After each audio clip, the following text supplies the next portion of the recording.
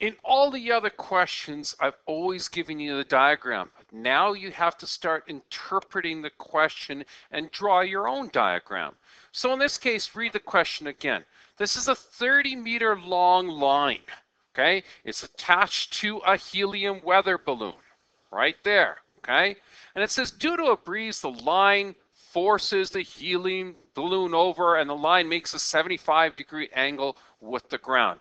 Okay, so A says right off the bat, draw me a right triangle. So here's the ground, and this, just assume that it's attached to the ground. Here's our helium balloon being blown over here. I am a terrible artist, so there's my nice little balloon, okay?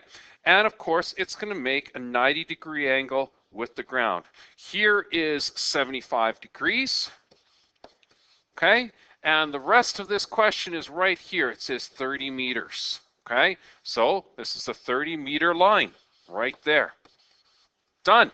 You've drawn your triangle. Congratulations. Now, it says, draw a right angle triangle to model the problem, label the measurements you know, we just did that, and use variables to represent the unknown measurements. The unknown measurements, of course, are going to be this side here, okay, which is how far this is from you. So if this is you standing right here, okay, how far is the balloon at a horizontal distance? And the other would be, how high is the balloon up in the air? Why? So it says, use trigonometry to determine the height of the balloon and express your answer to the nearest tenth of a meter. Interesting. Okay, so label, label, label. Here we go. Eyeballs on the 90 degrees makes this the hypotenuse. And this is our reference angle. So eyeballs on that. Staring over here, this is the opposite. I could find the distance, horizontal distance, but that's not what's being asked here. So let's figure out the opposite. Let's do it. Okay. So, ka, toa. Look what you've got again. You've got a hypotenuse, which means tangent is history. You also have an opposite here. So sine it is. Sine of the angle is opposite over hypotenuse. And get into the habit of writing this out every single time, because you know what? You're going to memorize it that way. You won't even need to look at a formula sheet. So here we go. Sine 75 degrees. And let's go. Opposite, which is y, over the hypotenuse, which is 30. What a beautifully easy question here. All you have to do is cross multiply, which is again our favorite little weapon of math destruction here. Look at that. Isn't that beautiful? 30 times 75 we can do right on our calculator right now. Clear. 30 times the sine of 75. Sine 75. Put the bracket. Hit enter. We have a wonderful number of 28.97. It says to the nearest tenth, 28.97 meters to the nearest tenth, which means here we have to round that guy. That becomes 10, which rounds to there. So this works out to be 29, and you have to be to the tenth, so you have to include the 0 there. That's a beautiful question. Oh, I love that question. 29.0 meters. But what if we were asked to find this value of x? What could we possibly do? Well, you know, there's two ways of doing this. One way, of course, would be saying, okay, well, we know that that's the adjacent side, right? And we could use cosine and say cosine of 75 degrees is adjacent, which is x, over the 30, cross multiply again. Let's just do that really quick like here to show that we can do this. Cosine of 75